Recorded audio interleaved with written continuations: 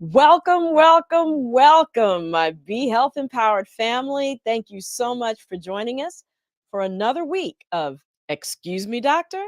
My name is Dr. Melissa Clark. Please, of course, call me Dr. Mel. I am delighted to be here with you doing what we do every week, which is to bring you the evidence-based health information that you need to make sound health decisions, the ones that work best for you, your family, and even for your community. So thanks for tuning in on any of the platforms you're listening to us on. But if you happen to be on Facebook, please make sure to hit that like button. And if you're on YouTube, of course, I would really appreciate it if you hit that subscribe button. And now let us get into creating an amazing, amazing week for ourselves with all the incredible health information we are going to cover today. And of course, to do that, I have to bring in Mr. Wayne Bruce, my ride or die, my co-producer and co-host. Ride or die Here in he these is. streets. Actually, I'm not in That's the right. streets. I'm in the studio, Dr. Mel. But you're still bringing us the word from the streets I am and bringing making the sure word. that everybody in the interwebs world All gets in the to interwebs participate. world. We shout out everybody in the interwebs world today. I'll be in the interweb streets. Yes, All exactly. show. All show. And of course, yeah, this is that special episode that we do once a month with our friends over at Howard University in the Research Centers in Minority Institutions, RCMI, in their Community Engagement Core. And I would love to bring on Karen Parker, who represents the Community Engagement Core. She's the project coordinator of the RCMI Community Engagement Arm. So thank you so much for being here with us, Karen. And tell us a little bit about what you do in the Community Engagement Core. Good evening. Thanks for having me again. I always look forward to this set of conversations that we do. So thanks for having me. Just a little bit. First of all, yes, RCMI does stand for Research Centers in Minority Education.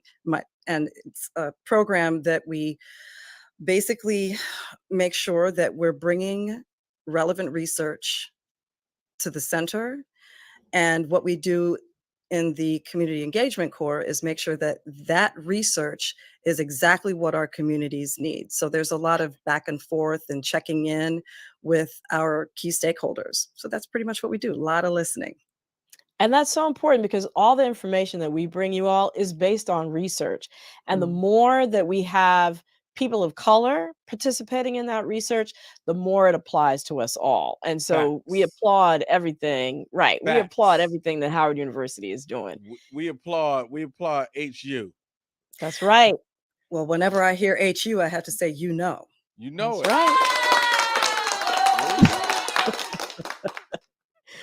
Right. So what today's show is so special. What are we talking about today, y'all? Oh my goodness. Hey man, if I was Babyface, I would have said, I'm not gonna say it's about Superwoman. Which That's right. Which I'm birthed from a Superwoman.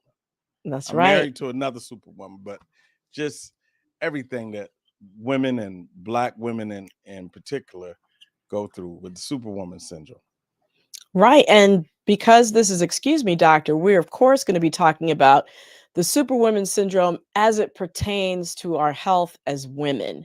We're going to find out what's unique about being a Superwoman and why saying I'm not your Superwoman might be the appropriate retort when asked. But you know, it's a wide topic, and we're going to hit on a lot of different things. Right. We are. This is going to be a good one. I can already feel it. Yeah. And I'd like to just take 1 second for us to hold a little bit of space for the memory of 2 Black women in particular who died in service to others. They were in education. Their names are Dr. Joanne Epps. She was the president at Temple University, and Dr. Orinthia Montague, who was the president at Volunteer State Community College. They both died in their post. In fact, Dr. Montague had posted a chief of staff position 3 days prior to her passing. Wow. So Wow. we're just going to hold space for those two women, Dr. Epps and Dr. Montague. And if you'll allow me, let's dedicate this show to them and their memories. Absolutely. And thank you for bringing that up, Karen, because, it's real. Being a superwoman is real, and the consequences are out there, and we have to talk about it. We get pulled in so many directions as women: mothers, caregivers, breadwinners, friends, all while functioning as Black women and as women of color in environments of racism and sexism, ageism, ableism, all the isms, right? Right. And being a superwoman seems like it's the only way to kind of get through all of that. But what is the price? We heard about those two brilliant women that you mentioned. And we're going to hear from some more women, because we have this incredible panel of 4 women that we assembled tonight. And Wayne, can you sort of go to the tape and bring them up for us? Because they have That's some what I do. powerful things to say. Here's our powerful superwomen. So I do wear a lot of hats. I'm a wife, I'm a mother, I'm a grandmother, performing artist, writer, mentor, auditor to division head at both regional, national, and Fortune 100, or I'd say maybe Fortune 50 companies. I provide leadership at our institution in the space of cancer and other research areas related to community engagement and the advancement of science at Howard University. I am an employee of the federal government, coach, teacher, executive director, artistic director. I'm a sister, a friend, a coworker, a business owner. I am a project manager. I'm an events planner. I am a therapist to everyone. Try to be there for family and friends whenever possible. The bomb auntie. Morning, noon, and night to try to get everything done.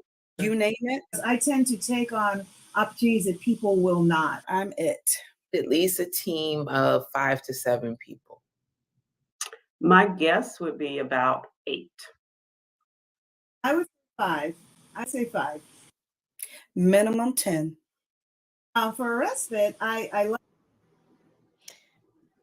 So I think it's clear that they were talking about the various roles that they fill and how many people it would take them to, to substitute for them if necessary.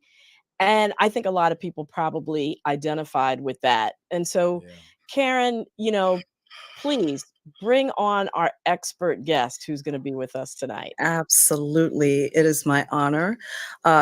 We are welcoming again wonderful colleague, Dr. Tywanda McLaurin-Jones, to the show. She is a clinical psychologist with Howard University. She is an associate professor. She's got a couple of appointments, community and family medicine, and the Master's of Public Health program at Howard.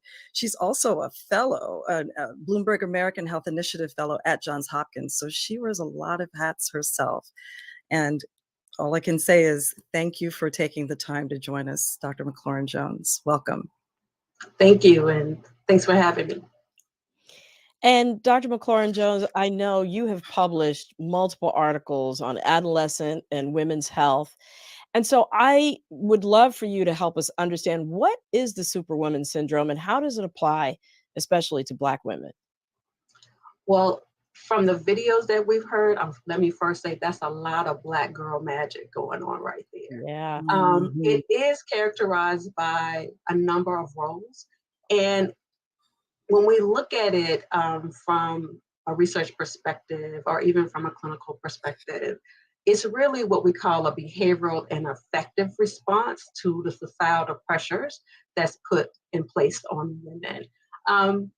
In of itself, again, it is marked by multiple roles, but what's unique about it is that many women are pursuing perfection in all of their roles. And that in of itself becomes the main issue, because it's rather unrealistic and it's not a balanced life. And many people can feel exhausted and really stressed by being a superwoman. That really puts a lot of insight into it when you talk about that perfectionist. And do you think that, when we hear the phrase that, as Black people, we have to be twice as good as everybody else to get half the recognition, do you think that that plays into it at all? I think it plays a great role in it, and probably not enough emphasis on how to care for yourself while you are pursuing those goals, or you're pursuing all the accolades, or even just the things in terms of taking care of your family. And so I think that a lot of the education and training that we get is kind of centered on the pursuit, but not how to live through it and having a balanced life while you pursue those things. Right. No, that makes perfect sense. Is there really such a thing as balance when we're taking the example of what you heard from those women and, any example really from what we know to be the case? Is there really such a thing as balance? I think we have to make it balanced. And I think that will be unique for every individual, depending on their needs, their desires, and the things that they want to accomplish in life. And I think in terms of being a superwoman, for example, there is a part of a superwoman where there's an obligation to take care of others. Mhm. And in that, it's okay to take care of others, but it doesn't necessarily mean that we cannot prioritize our own needs. Like I always tell my clients and my students, two things can exist at the same time, right? You can take care of others, but you can take care of yourself too. You don't have to sacrifice one over the other. It sort of reminds me of what I often say is, in an airplane, what the steward or the stewardess says when there's a sudden loss in cabin pressure, make sure that you put your oxygen mask on yourself first before Exactly. you try to put it on anybody else. And here, at an Excuse Me Doctor, our main concern is health, right? So let's get back to the ladies for a minute, our panel, to hear what they think the connection is between being a superwoman and their own personal health. So let's hear from the panel on that topic. For respite, I love to walk. I live in Rock Creek Park. Recently, I've taken up biking, so really getting out on the trails and just enjoying nature. Other than sleep, I practice hot yoga. I'm a big movie fan, love the movies. I love immersing myself in the story and especially with mysteries, trying to figure out the whodunit. Boxing, not kickboxing, but Muhammad Ali style. So that time is just me, my bike, and the road, and I can just let myself think and let my brain sort of rest. The other thing I do is horseback ride. And sometimes I just want to be still. I don't. Unfortunately, majority of the time, I don't have any time for respite. When I fall asleep, I'm literally falling asleep. Like I'm probably doing something else and falling asleep at night. I don't get a chance to. Typically, every blue moon, I went on a vacation for the first time in 4 years. Wow. I think that clip actually talked more to what our panel tries to do in terms of self-care. But I think we heard from our last panelist saying that she doesn't really have a self-care regimen. So, we've heard the saying that Black doesn't crack. But even though Black women might look younger on the outside than their stated age, um, are there health consequences for Black women in being superwomen? There isn't enough research that says, being a strong Black woman or a superwoman leads to certain health conditions. However, women who endorse the ideal tend to have a greater number of stress. And we know that stress is a big culprit for a lot of conditions. And so when the research on Superwoman schema and they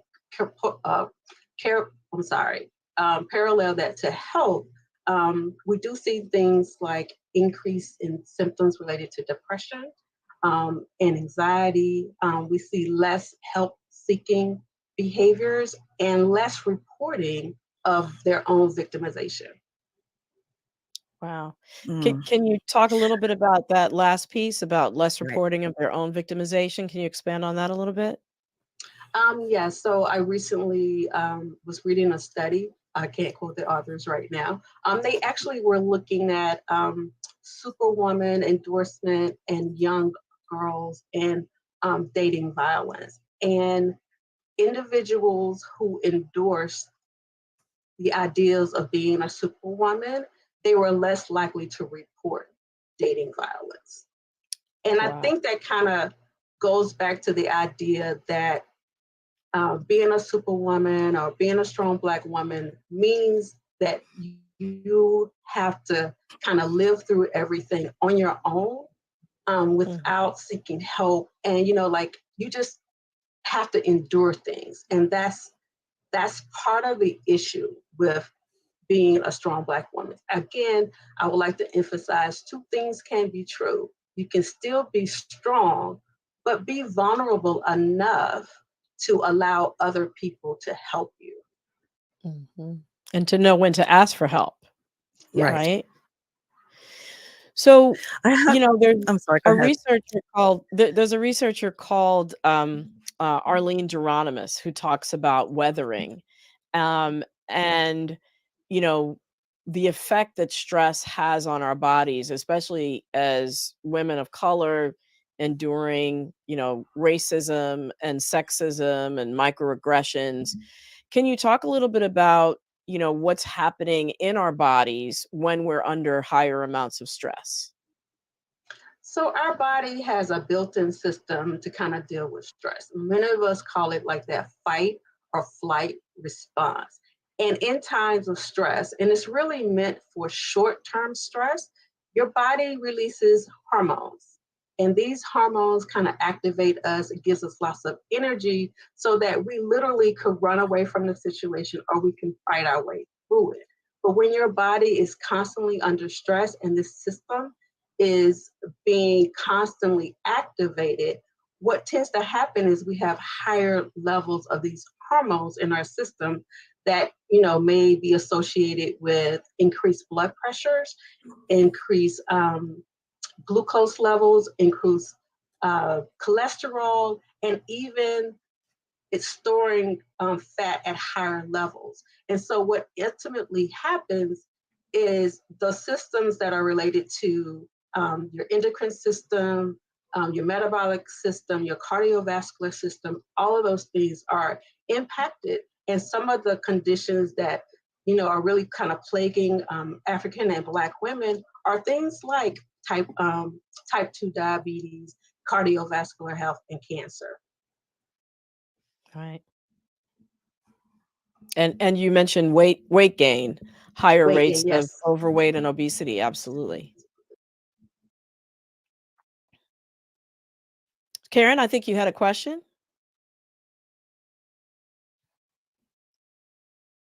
I think, Can you hear let's me? move.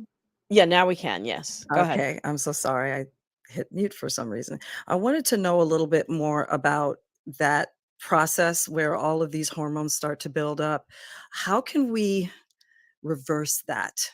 Is there a way to, stem the tide? Because that sounds like once all of those things start to happen internally, that it makes things even more stressful. And then we have to Yeah. work on undoing what's happened. Yeah. So stress management is very, very important. And I think for most people, they can probably recognize when they are stressed at higher levels. But what I find in practice is that women often ignore the little things that bother them and not really tackling those issues. So I think it's really, really important to know when you're stressed, having ways to cope with it, even things like exercise, right? I like to refer to it as movement. Just before we came on the show, I was feeling a little nervous. So one of the things that I did is I walked up and down the stairs to try to kind of get rid of that energy. I listened to music for a few minutes just to kind of calm down my heart rate, so that I would feel less, less stressed and less anxious about tonight. And I would say everything is going great. Thank you so much for having me. And I'm not as stressed as I initially was before. So having good things to kind of dissipate that energy that gets evoked is very helpful in terms of reducing your stress levels. Also, other ways that you can reduce stress is just getting back to nature, right? Being mindful, Right. having some self-compassion towards yourself, and also reducing our negative thoughts and our negative thinking. Thank you so much for sharing your sort of calm down routine, because I think we all need it. We need to identify what it is for us that works, right? Music works wonderfully for me. I use it to go to sleep, I use it to work, I use it for just about everything.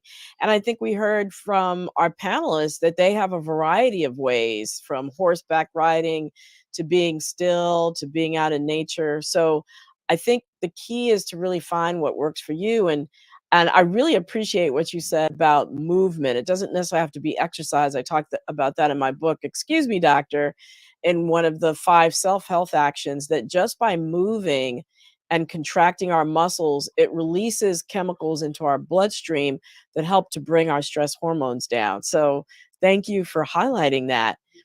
I think one of the challenges, though, is where do we find the time to concentrate on our mental and emotional health? I mean, you heard from the panel about all the different ways that they're pulled, and 5, 8, 10 people it would take to replace them. And especially for women who have young children who constantly feel like they're on and they have to, tend to their needs in addition to everything else. Where do you find the time? How do you create the space for those self-care routines? I think time is what you make it. And it doesn't have to be a long regimen either. For example, getting up in the morning and having a gratitude. A gratitude would take literally about 5 seconds, right? And it's actually easier to control our mornings than it is to control the rest of our day. The morning is a good time to just kind of set the tone for your day. Again, having a gratitude, or just taking a moment to just sit and breathe. You could do like a 5-second, deep breath, Mm-hmm. 5 in, 5 out. You do that a few times. You'll be amazed at how deep breathing could really relax you, helps you to think better and to be more clear. One of the things that I'm really interested in is sleep.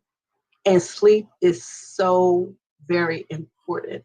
You actually can do a lot more with a fully rested brain and body than you can with one that is half rested. And so that, of course, does take time. We're expecting people to have about 7 to 8 hours of sleep. But just in terms of your regular routine, and taking those times out, even if your lunch break, right? Take a moment to just like get up from your desk, actually, have lunch, and even if you're a small eater at lunchtime, take a moment to like just visit another colleague in another department, or take a little 5-minute break here or there. Like having breaks really helps to kind of like recenter ourselves is actually associated with more creativity and things like that. So I think it's just a matter of deciding what will work with you in the time that you have. Again, 5 minutes a day or 5 minutes here and there throughout the day is probably more helpful than trying to plan something that's you only for 1 hour and you're only going to do it once a week. Right. I'd like to jump in here for just a second because I am so grateful to hear you echo what I've been hearing myself. I usually don't insert myself into these conversations, but the other thing that I was recently told, which I can't believe I had to be reminded, was it's okay to say I am not available. Yes. And create Yes. that space. Yes. But the onus is on you to create that space. Right. So for example, set your boundaries. Like know exactly what you're capable of and what you aren't capable of. Delegate when you can. And I know sometimes it's like it's easier to just do it yourself than to delegate it to someone else, because then you have to train them and show them what to do. But yes, delegating things is really, really important. Setting your boundaries and be okay with saying no and like not feeling guilty about it. And I think for me, one of the things that I've had to learn to get over is FOMO, which used to not be a word, but fear of missing out, right? Right. And realizing that what's for you is going to come to you without having to effort and to overextend yourself to feel like you have to do a bunch of different things because you might miss out on an opportunity, right? So I think for me, that's been really helpful. And I think we should maybe go back to our panel because I would love to hear them weigh in on what they say about their mental and emotional health when asked to describe in 3 or 4 words how they feel on most days in relationship to the fulfillment of their roles. Doesn't seem to ever go to sleep. I'm always processing something. So anxious? One would be challenged. Anxious. Excited. Then I migrate into self-soothing mode. Overwhelmed. Hopeful. Determined. And then I finish up in confident and strong mode. Tired. Inspired. And tired. And some days defeated. And I think that's why I do the work that I do, because I really believe that we can make differences through our work. So we heard quite a few themes, some of the same words, tired, anxious, but we also heard inspired and excited and hopeful. What are some of And the things determined. and determined, yes. Yes. What are some things, Dr. Jones, that you took away from listening to those women talk about how they are thinking about themselves, those 3 or 4 words, and describing how they feel about their roles? I think one of the things that I've learned from research in this area is that it can be both positive and negative at the same time. So some of the positive benefits of being a superwoman or a strong Black woman are things like determination, being very, very successful, increasing resiliency, determination and perseverance. And those are really good qualities, as well as pride in oneself. And I think without the ability to really prioritize things, have good self-care, then the flip side of that becomes anxiety, depression, all the negative emotions that people have. But one of the things that I do want people to realize, and I may be getting off topic a little bit, is that emotions are just that. They're just emotions. They are neither right and they're neither wrong. And we actually need both positive and negative emotions in our lives, because negative emotions signal something that you don't like, which means it's a prompt to do something. And positive, yes, the emotions do motivate behavior, yes. And positive emotions, we're not saying that they're right, we're just saying that they're pleasant to us. And then that is a signal to keep doing the things that give us pleasure. So they do motivate behavior, and we need both. And I think what happens with the Superwoman or the strong Black woman is that emotions are viewed as a weakness when it's really not. You are built for emotions. That's how you are wired. That's how we are all wired, and we need them. And I find that in practice, many people do not understand their emotions. They can't name them. I think the panel did a really good job in just naming those, because if you are now aware of your emotions and you can acknowledge your emotions and accept them, then you can put things into action so that those negative emotions, if you don't want to feel them, how do you change them? The feelings that you want to feel, how do you keep it going? And then just showing again, like that appreciation and that self-compassion in yourself. Like, for example, you can be anxious and still do a good job. Right. Two things can exist. Yeah. But that was so totally not off topic. That was so right on very topic. much right. Very much so. And I think when we talk about emotions as superwomen, one of the things that might happen is, we think that we might have to power through those negative emotions, that kind of comes with the job description, so to speak. We might have seen that modeled by earlier generations, by, our mother or our grandmother, they just powered through. They didn't really complain. So how do we kind of break that cycle of running to the joyful emotions, right? And being able to use as cues those quote unquote negative emotions that we want to, use as guide rails to say, okay, I probably need to do a little bit less of that. Okay. So we refer to that as emotion regulation. There are a lot of different things, but the quick end of it is I usually refer to people back to what they're thinking. And sometimes people use their thoughts as feelings, and they make decisions somewhat irrationally. They have irrational thinking. And I'm not saying that everyone does.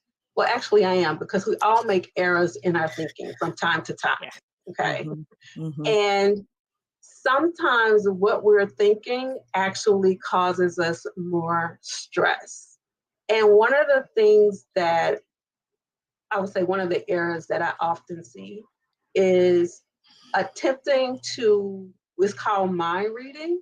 Like, you believe you know what the other person is doing. You believe you know their rationale behind things. And that's not something that we can do. We're not mind readers. It's like creating a story. Yes, yes. Right. And that's another thing. Be very, very careful about the story that you tell yourself. Lots of times we're not telling ourselves the correct story. Or we're focusing in on one negative and we're absolutely ignoring the positive. So this past weekend, I had a talk with some young people at a local church.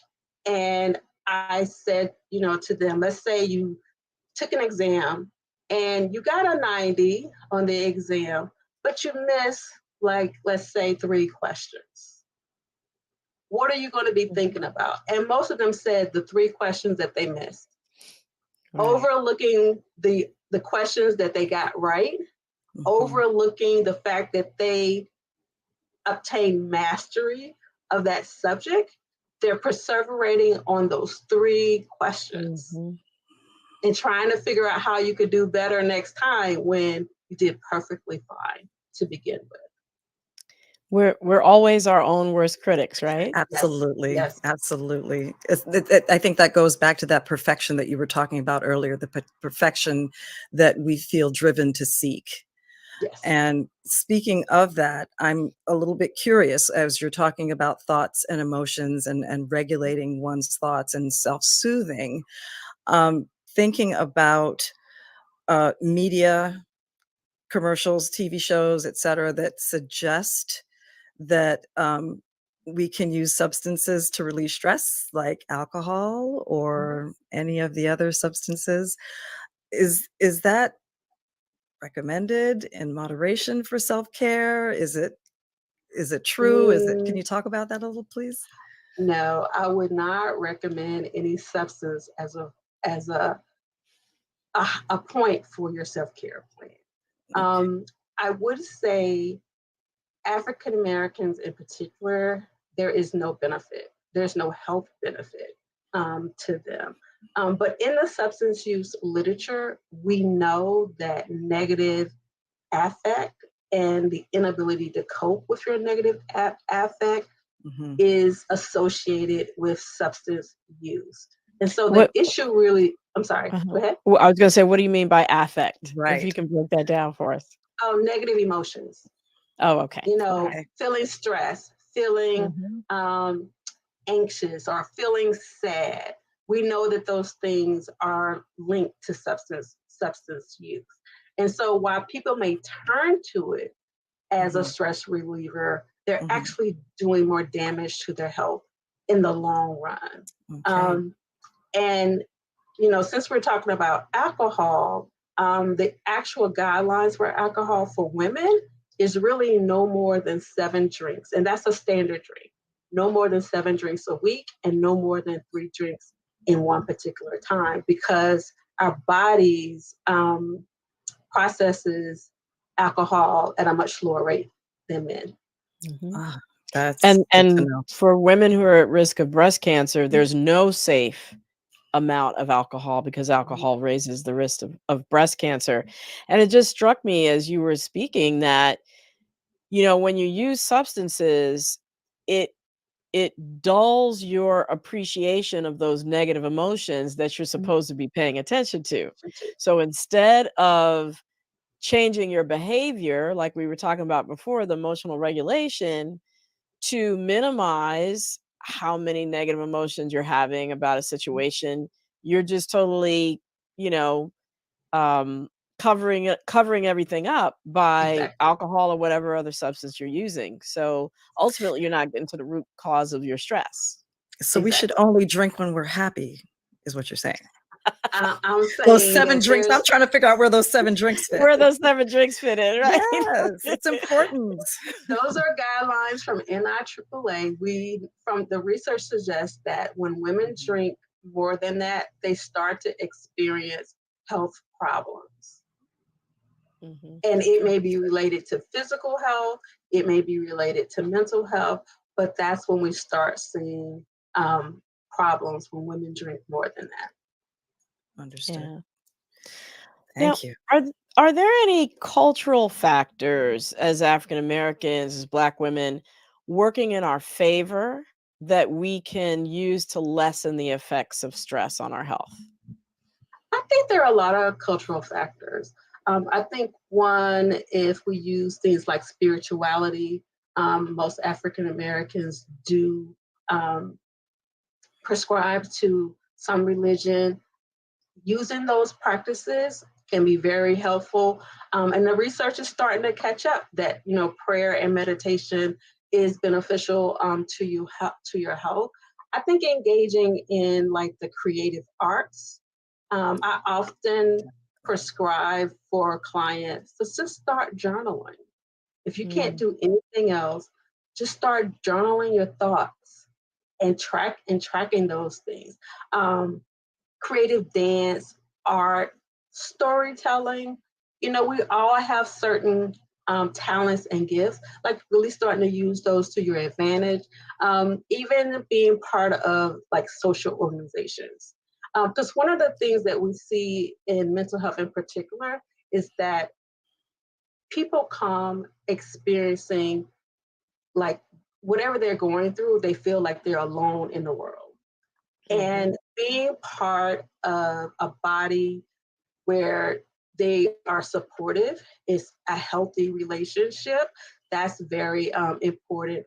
Volunteering could be, not that I want to give someone else another job to do or another role, but volunteering and helping others can be beneficial to your health as well. So I think there's just a lot that you can do. I would say be flexible and not just hone in on one thing. Like your healthcare or your self-care plan has to look one way, because it really doesn't. It's really individualized to your needs, to your will, and to the goals that you want for your life. Wow. I can't believe that it's already time to go to the audience questions. We're having such a great discussion there. I just want to say, as far as not feeling alone and social isolation, there are so many women's organizations out there to join, from the Eastern Exactly. Stars to the Elks to the Moles and on down the line. So let us invite Wayne back in to join us and see what's going on in chat land. Wayne, do we have any questions from the audience? The streets. I'm sure they're Right. talking. The interwebs are talking. All right. Okay. Is a And what great are they is a saying? great topic. Want to thank Dr. McClaren Jones just tonight again from a man's standpoint addressing this. And we have a question coming from, as soon as I can find it, coming from Sassafras Indigo Jazz _Jazz. And this is from YouTube. What are some of the resources to learn and or teach healthy emotional regulation? Ooh, great question. Excellent. So I'm probably going to be a little selfish here, but really a counselor or a therapist, someone who knows cognitive behavioral therapy, or somebody who knows dialectical behavioral therapy, where there's a lot of focus on emotion regulation and what we call distress tolerance, meaning there are times and situations where things are not under our control, but we really want to focus in on the things that you can control. And in any given situation, there are things that you control. You can control what you think, what you feel, what you do. And oh, go ahead. Sorry. Go ahead. No, and I was saying, so having a professional can really help in those areas. Unfortunately, or community programs who do those things as well. Unfortunately, most of us don't learn these things in our typical households. Right. Is that something that is access an issue then? Or is it a cultural thing because it's not taught in our households that people don't feel that it's necessary and therefore they don't seek it? I'm not sure if people are even aware. You don't know what you don't know, right? Right. You don't know what you don't know. Right. That's generally how it works.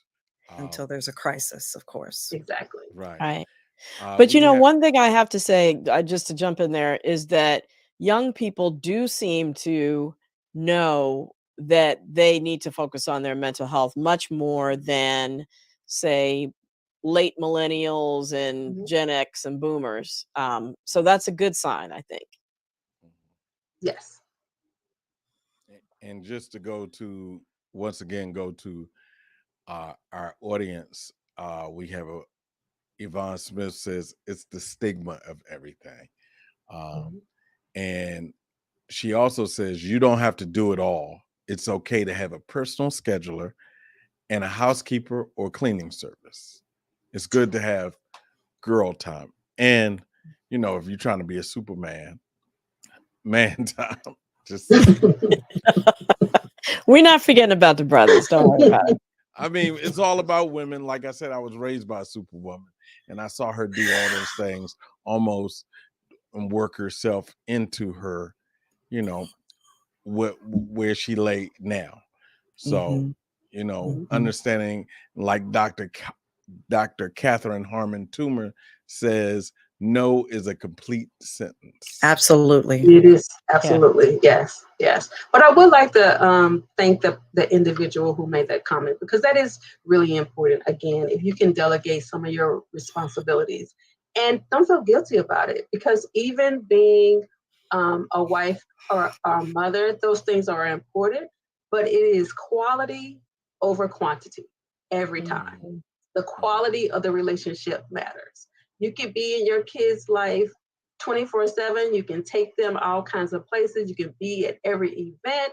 But if the quality of your relationship isn't there, it's fruitless. And so the quality over quantity every time. And would you say that also just the quality of the time spent, not in the relationship? Would that also be true? Yes. Quality of the time spent. Dr. Mel. So I didn't have anything to say, but since you put me on the spot, I am happy to jump in because I did have a question that I didn't get to. And one is, how do we recognize the signs of weathering in ourselves? I'm not sure we can recognize weathering in the sense that the weathering hypothesis, and because those things are taking place at the cellular level. But I do think we need to be able to recognize when we are stressed, even when we are a little stressed, and not ignoring your built-in system that says something's not quite right here, and being able to speak on it, utilize resources, and being okay with not being okay sometimes. And so one of the things that, you know, in terms of mental health, I would say, please be on the lookout when you're feeling irritable, you're feeling tired, exhausted, or burnt out. I don't necessarily want you to get to that point, but recognizing when you're kind of on that road, because that really does signal that some changes may need to be done. But mental health itself is on a continuum. And so there are times when, you know, we may be responding to a situation, but it doesn't necessarily mean you need to seek professional assistance, because, you know, we know stress happen. When we have the skills available, we can bounce back. But when you are stressed and you don't kind of see things improving, and you're being injured in a way where there's impairment in your relationships, there's impairment in your work performance, those are definitely the times where we want to be available to you and reaching out into the helping professional community to learn skills and resources and have resources available for you. We have a question coming. Yvonne also wants to know, please define weathering. Weathering. So weathering is about having multiple stressors in an individual's life, and over time those stressors causes damage inside the body, and so it's just like a wear and tear. Remember when earlier when I was talking about the fight or flight response, activating that system over and over and over again, it just wears down the body. And in that wearing down, it impacts things like your immune system, which makes us more susceptible to diseases. It impacts our heart system, our endocrine system, then it just makes us more susceptible to those kind of things like heart disease, hypertension, and type 2 diabetes and obesity.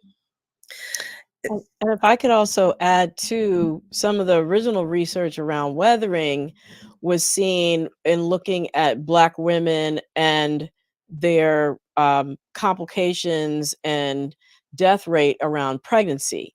So it was seen that white women have better pregnancies the older they are, versus black women had better pregnancies the younger they were.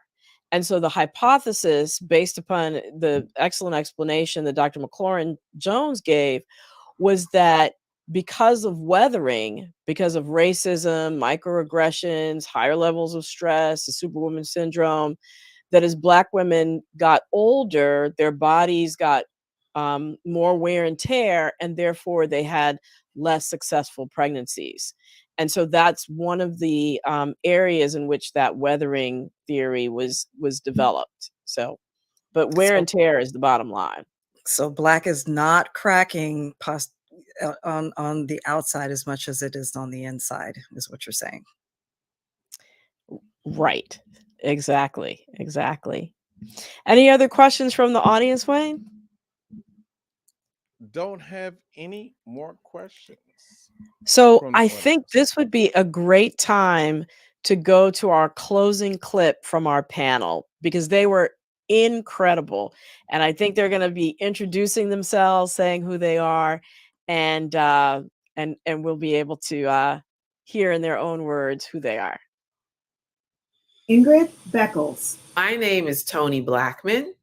Sharita Morris Barnes. I'm Carla Williams, and I am a superwoman. I am a superwoman. Superwoman?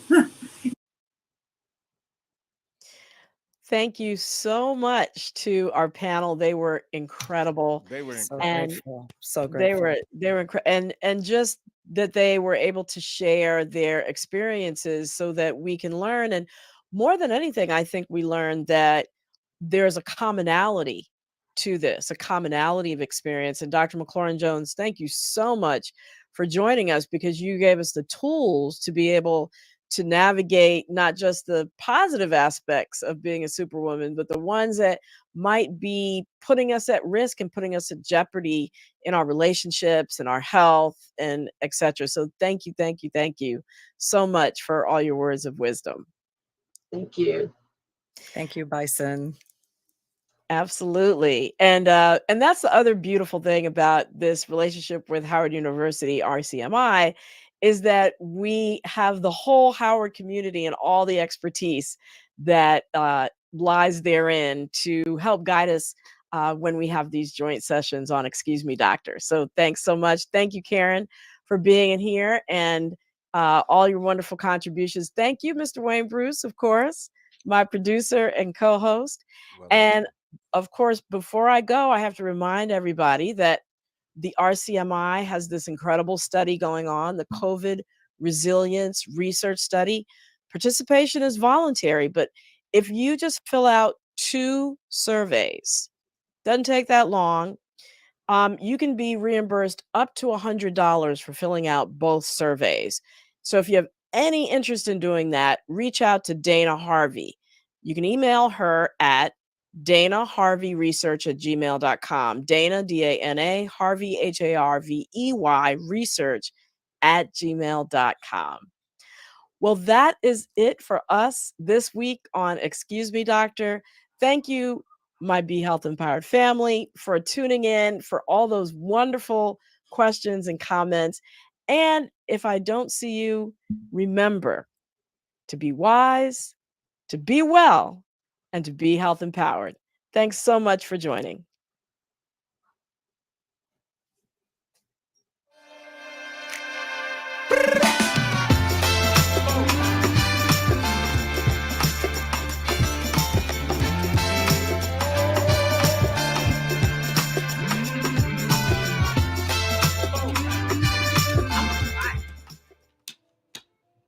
This one here is vaccine boosted. I have a little brother has asthma. which means he's 6 times more likely than a healthy kid to go to the hospital. Dinner. Uno out. You cheated. I'm not doing the dishes. If I play my cards right. I am so glad they let me in.